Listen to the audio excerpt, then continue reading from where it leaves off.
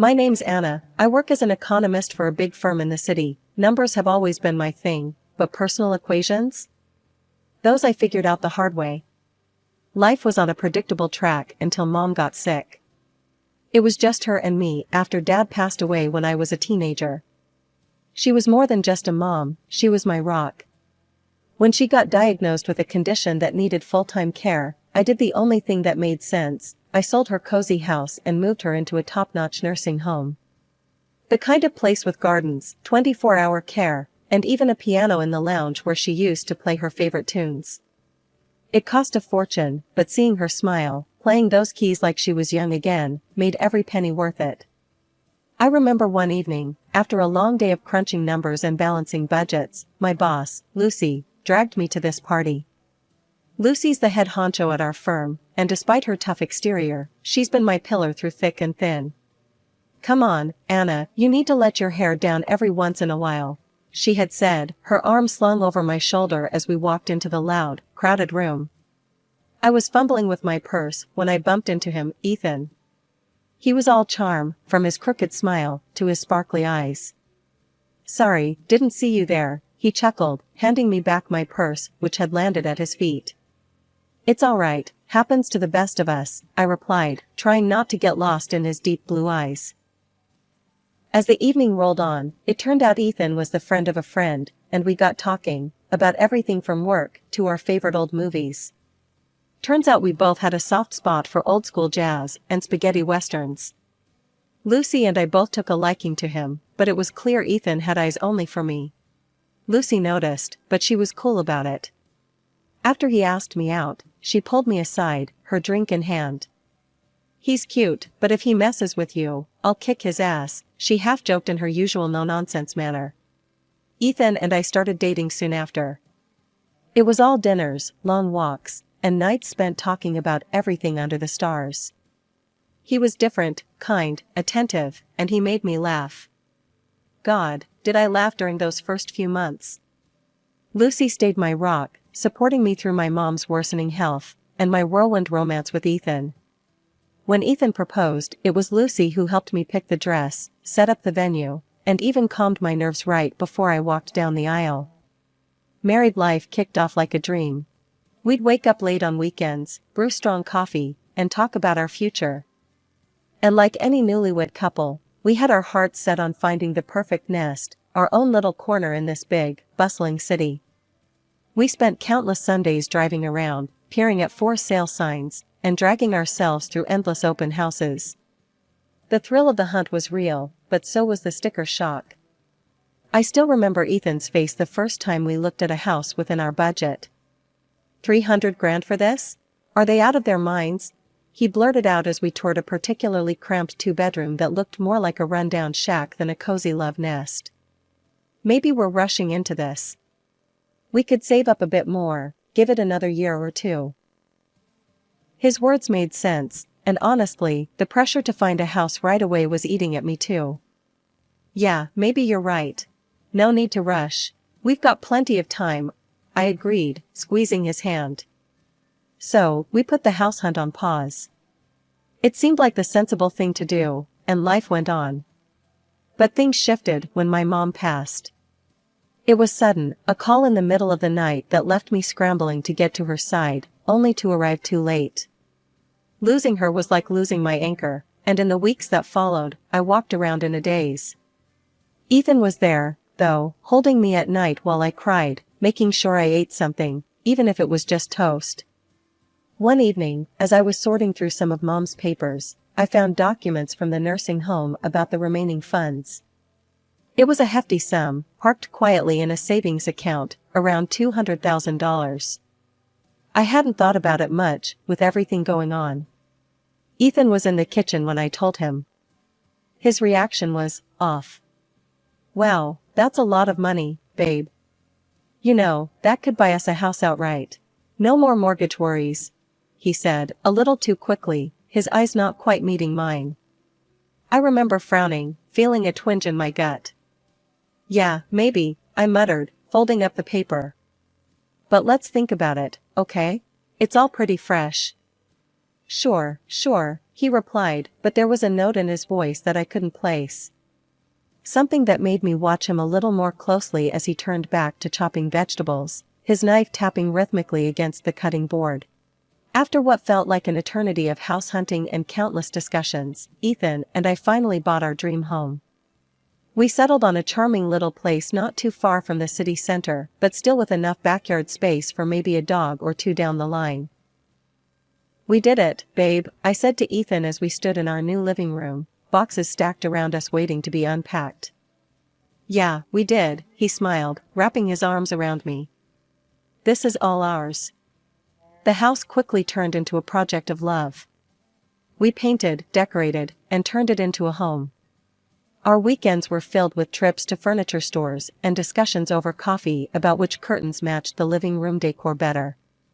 It was exhausting, but thrilling. A couple of months into our new homeowner bliss, Ethan suggested we visit his mom for dinner. "It's been a while, and she keeps asking about the house," he said one morning, looking up from his phone. I had only met his mom a few times. She lived on the outskirts of a small village, surrounded by forests and fields.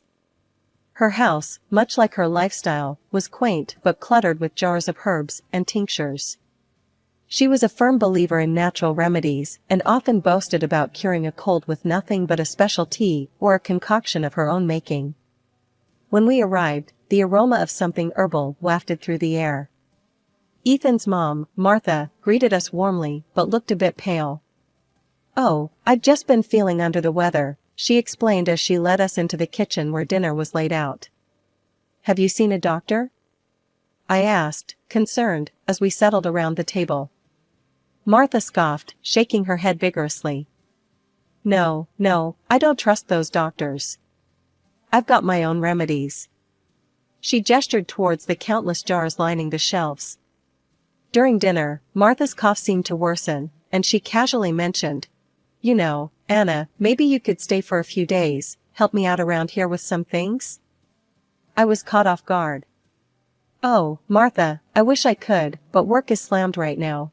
We just took on a big project, and I can't really take any time off," I explained, trying to keep my tone gentle. "Maybe you should do what my mom did?" Martha's eyes narrowed a bit. "I remember you put your mother in a nursing home," she said abruptly. "Maybe that's what you think I need too." I felt a stab of pain at the mention of my mom. It was the best option for her, Martha. She needed professional care that I couldn't provide at home. Martha shook her head, dismissing my explanation. "I would never let strangers take care of me. I'll stick to my herbs and tinctures," she declared, gesturing defiantly at her collection. The rest of the dinner passed in uncomfortable silence. Ethan didn't say much, and I felt the tension thickening. As we drove home, I tried to break the ice. "Ethan, I didn't mean to upset your mom. It's just..." He cut me off, his voice cold. "Maybe you could have been a bit more understanding, Anna. She's old school, you know how she is." When Ethan and I walked through the door of our home that night, the silence was deafening. The drive had been icy cold, the kind of silence that weighs down every word before it can be spoken. We both knew something had shifted, and not for the better. As I hung up my coat, Ethan finally broke the silence. "Anna, do you even love me?" His voice was a mix of frustration and disbelief. I turned, startled by his question. "What? Of course, I do. Why would you even ask that?" He paced a bit before stopping in front of me, his eyes searching mine. "Because you wouldn't stay to help my mom. If you loved me, you'd care about my family too." I was taken aback. "Ethan, I do care. I've always supported your relationship with your mom. But I can't just drop everything, Anne." "And what? Lie there?" he snapped. "That's exactly what I'm talking about. You're not willing to make sacrifices." His words hung in the air, and I could feel the tension spike. Then, he added something that rocked me to my core. "Maybe I was wrong about us. If you can't support me with this, maybe we shouldn't be together." I was speechless, my mind racing. This was not the man I married. The man I loved was understanding, compassionate. Not the stranger making ultimatums. With nowhere else to turn, I called Lucy. Her phone rang a couple of times before she picked up. "Hey, Anna, everything okay?" I poured out everything, from the dinner with Martha to Ethan's harsh words and the looming threat of divorce. Lucy listened quietly, only interjecting to clarify a point or two.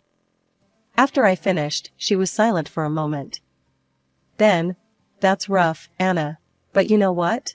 You did what you could. You can't just upend your life because Ethan or his mom expects you to. And threatening divorce? That's manipulative, Anna. You see that, right? Talk to him when things have cooled off." The next few weeks were tough.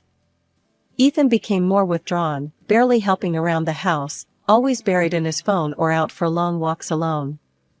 Whenever his mom called, he'd put her on speakerphone, ensuring I heard every complaint about her health and how she was sure she'd die without our help. Each call ended with a significant look in my direction, a silent accusation. "Anna, please, think about it. I'm not getting any better," Martha would plead, her voice loud and clear from the speaker. Ethan would glance over at me, his eyes hard. "You hear that, Anna? She needs us." But I couldn't bring myself to give in, not like this, not with guilt as the driving force. I knew I had to stand my ground, but with each passing day, the gap between Ethan and me widened, filled with unsaid words and unresolved tensions. 2 weeks later, Lucy and I were at our favorite cafe, a little spot we'd often escaped to during work breaks. The noise of the city faded as we sipped our coffee and delved into our worlds, hers, the office, mine, increasingly tangled and dark. "So, what's up?" Lucy asked, her eyebrows knitting together as she noticed my distracted look. I stirred my coffee, the sugar dissolving like the last bits of my patience. "It's Ethan, and his mom. Things are getting weird, Lucy. More than just the usual family drama." Lucy leaned in, her interest piqued. "Weird how? What's he doing?" "He's pushing really hard for me to move in with his mom, like, obsessively. And he's been weirdly secretive. Something's off," I said, feeling the weight of my words. Lucy's face hardened. "You think he's up to something? Anna, you might want to check this out properly. Maybe hire a private detective? See what he's really up to." 2 days later, I met with a detective, a gruff man with sharp eyes, named Mike. I explained everything, how Ethan's behavior had shifted, his sudden insistence on his mother's house. Mike listened, jotting down notes. "We'll see what we can dig up. It does sound like he's hiding something. Give me a couple of weeks." Those weeks were long. Each day, Ethan's coldness turned our home into a silent battleground. His calls with his mom were now daily serenades of guilt and manipulation, always on speaker. Then, the call I was waiting for came. "Anna, we need to talk." Mike's voice was grave, even over the phone. We met at the same cafe where I had confided in Lucy. Mike laid his findings out like a deck of cards, each one worse than the last. "Your husband's in deep trouble at work. He's on the verge of being fired because of some shady deals. And there's more, he's racked up a heap of debt, all under your radar." Mike started, his eyes never leaving mine.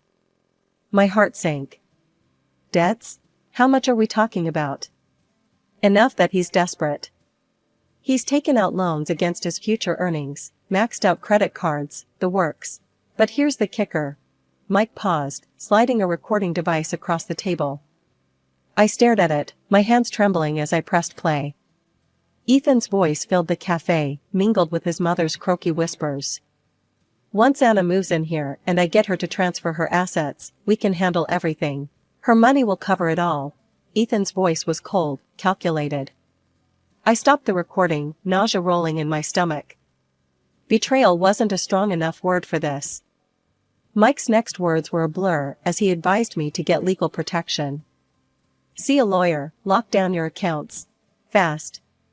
The next day, I met with a lawyer, a no-nonsense woman named Janet, who specialized in family law. "We'll start by securing your accounts. Then, we'll discuss your options regarding your marriage." As I left her office, a plan forming, I felt a strange mix of relief and devastation. Relief that I was taking steps to protect myself, and devastation that the man I loved, the man I had married, was a stranger. It was a week of sleepless nights and distracted days at work. The phone rang, startling me from a report I'd been staring at for far too long. It was Lucy. Her voice was urgent. "Anna, can you come to my office? Now. We need to talk." A chill ran down my spine. "Sure, I'll be right there," I replied, my mind racing with possibilities. Lucy's tone had been serious, more than usual. I made my way to her office, my stomach tightening with every step. As soon as I walked in, Lucy shut the door and gestured for me to sit. She looked grave, her usual playful demeanor gone. "Anna, there's something you need to hear," she began, her voice low. "Ethan has been calling me. A lot. He's been making advances. He told me he made a mistake, that he should have chosen me, not you." My heart pounded painfully. "What? Lucy, what are you talking about?" She held up her hand, stopping my barrage of questions. "I recorded one of our conversations. You need to hear this yourself." She pulled out her phone, found a file, and pressed play. Ethan's voice filled the room, smooth and conniving. "Lucy, you know I've always liked you. If only I'd made the right choice back then. But it's not too late. We could fix that." My breath hitched as I listened, each word a dagger. But worse was yet to come. "I need a favor," Ethan continued on the recording. "Could you find a reason to let Anna go? Fire her. Once she's out of work, I can convince her to move in with my mom. Manage her finances, you know? Then there's nothing stopping us. Just think about it. Just us, together." I sat there, numb, as the recording ended. Lucy's face was a mask of fury and disgust. I played along, Anna. To see how far he'd go. He actually thought I was on his side, she explained, her voice thick with anger. Why would he want me to move in with his mom so badly? I managed to ask, my voice barely a whisper. Lucy shrugged, her lips pressed into a thin line. "I don't know, Anna, but it's clear he's planning something sinister. You've got to be careful. Find out what he's really up to." I nodded, my mind a whirlwind of hurt and confusion. "I will. I just need to think about how to handle this." "Whatever you need, I'm here for you. We'll figure this out together," Lucy said, her hand reaching across the desk to squeeze mine. I left her office with a heavy heart. Ethan's betrayal was deeper and more twisted than I could have imagined.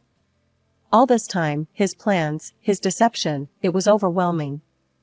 That evening, as I sat across from Ethan at dinner, watching him pretend like nothing was amiss, I felt like I was seeing him for the first time. After dinner, I retreated to our bedroom under the guise of needing an early night. Instead, I lay there, staring at the ceiling, plotting my next move. My thoughts kept circling back to one thing: why was it so important for Ethan to get me to his mother's house? What was the ultimate gain? Driving to Martha's house felt different this time. As we pulled up, she greeted us at the door, leaning heavily on her walking stick. Her pale face broke into a strained smile. "Oh, Ethan, Anna, it's so good to see you both. I really could use some help around here. I barely manage to get around these days." Ethan shot me a look, his eyes pleading for me to say something supportive. I nodded slightly, swallowing my apprehension. "I'm sorry to hear that, Martha. It must be tough." As we settled into the uncomfortable familiarity of the living room, with its shelves of dusty books and jars of herbs, Martha's complaints grew more frequent. She lamented her inability to even venture into her beloved garden. "Maybe a short walk might help? If you're up for it, I could help you to the garden," I suggested, watching her closely. "Oh, that would be lovely, dear," Martha beamed. "I just need to grab a sweater from the car. It's a bit chilly today," I said, excusing myself. Once outside, I quickly pulled out my phone, activated the dictaphone app, and slipped it into my pocket. My hands shook as I headed back, knowing that whatever was about to unfold would change everything. I helped Martha to her feet, and we slowly made our way to the garden.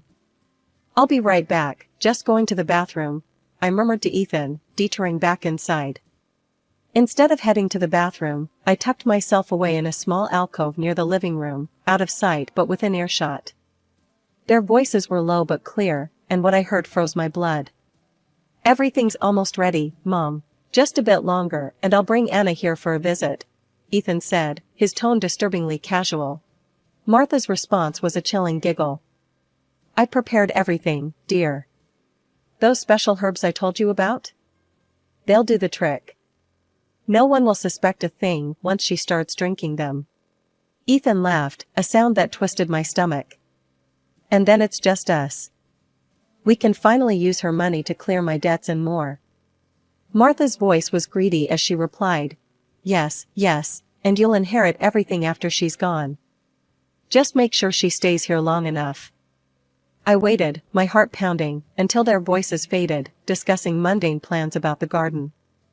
Stepping quietly from my hiding spot, I rejoined them outside as if nothing had happened. "Shall we go back inside? It looks like it might rain," I said, my voice steady despite the turmoil inside. The ride home was a silent nightmare. As soon as we reached home, I mumbled an excuse about feeling unwell and needing to rest. Alone in the safety of our bedroom, I replayed the recording, each word confirming the horrifying truth. The next evening, I walked through the door of our house, my emotions a whirlwind of staged anger and hidden fear. Ethan was in the living room, idly flipping through a magazine. Slamming my bag onto the sofa, I let out a controlled breath to simulate distress. "Can you believe it, Ethan? Lucy just fired me. No warning, nothing, just out of the blue." Ethan's head snapped up, his eyes widening, not with concern, but an unmistakable glint of satisfaction. "Fired? Well, that's unexpected. But, Anna, maybe it's for the best. Now there's nothing keeping you here. You can move in with my mom. You know she needs you." The raw shock I feigned masked my boiling anger. "Move in with your mom? Are you serious? After everything, that's what you suggest?" I shot back, my voice rising in controlled indignation. Ethan stood, his expression hardening as he approached me. "Yes, I am serious. If you cared at all, you'd do this. And if you won't, maybe we shouldn't be together. Maybe a divorce will make you change your mind." His words were the cue I needed. With a grim smile, I pulled out the divorce papers from my bag, their crisp edges a symbol of my newfound resolve. "Funny you should mention that," I said, handing them to him. "I've been thinking the same thing." Ethan's face went white, but the next second, he came towards me with a menacing grimace on his face. Just then, the door swung open. Lucy and Janet, my lawyer, stepped in, their timing perfect. Ethan recoiled as if struck, the realization dawning on him that his game was up. Janet stepped forward, her presence commanding. "Ethan, you can make this easy. Sign the papers, give up claims on the house and your joint savings, walk away, and we won't press charges for what you and your mother planned. We have recordings as evidence." Ethan looked like a cornered rat, his eyes darting from my face to Lucy's and then back to the lawyer. "Recordings?" he stammered, his voice barely a croak. "What recordings?" "The recordings of your conversations with your mother, Martha Miller," the lawyer clarified, her voice devoid of emotion. "Conversations that clearly outline your plan to poison Mrs. Anna Miller and inherit her assets." A strangled gasp escaped Ethan's lips. His defiance crumbled, the bluster draining from him as he looked between the three of us. With a shaky hand, he signed the papers, his future, our shared past, disintegrating with each stroke of the pen. "Good choice," Janet said, her voice cool as she collected the documents. "You'll find it's much easier this way." Lucy approached me, her hand on my shoulder. "You okay?" "Yeah, I think I will be," I replied, watching as Ethan's figure shrank, his plans and plots reduced to nothing more than memories and warnings. In the weeks that followed, Ethan's world unraveled further. Fired from his job due to the shady dealings, burdened by debts, he was forced to sell his mother's house just to stay afloat. They ended up in a rented apartment, a stark contrast to the life he had plotted to steal from me. As for me, I remained in the house that was once ours, now solely mine.